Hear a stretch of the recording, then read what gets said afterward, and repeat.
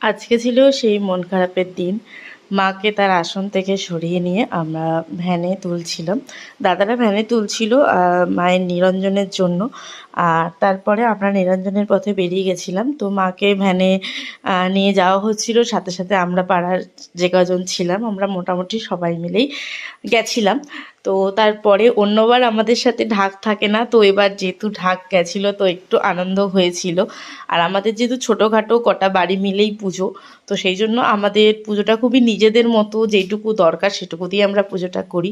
তো মাকে নিয়ে যাওয়া হয়েছিল ভ্যানে করে, আর এবার একটু তাড়াতাড়ি গেছিলাম। আর অন্যবার আমাদের ঘাটের ওখানে 7 পাক, যেটা মাকে নিরঞ্জনের আগে 7 পাক যেটা ঘোরানো হয় ঘাটের ওখানে ঘোরানো হয়, বাট ওখানটা অন্ধকার বা সবার খুব কষ্টও হয়, তার জন্য ঠিক ঘাটে যাওয়ার আগেই একটা মোড়ের মাথাতে আমরা ভ্যানটা নিয়েই 7 পাক ঘুরিয়ে নিই এবং তারপরে আমরা ঘাটের জন্য যাই। এবং ঘাটে চলেও গেছিলাম। তারপরে যে যে জিনিসগুলো জলে ফেলতে হয় সেগুলো আগে জলে ফেলে দেওয়া হলো। তারপরে দেখা হচ্ছিল কিভাবে মাকে ওখানে নিরঞ্জন করতে সুবিধা হবে, সেইভাবে ওরা প্রস্তুতি নিচ্ছিল দাদারা।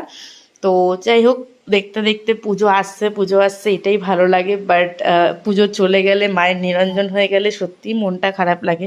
তবু মনে এটাই আশা যে আবার একটা বছরের অপেক্ষা, মা আবার এসো। সবাইকে ভালো রেখো, সুস্থ রেখো, সকলকে ভালো রেখো।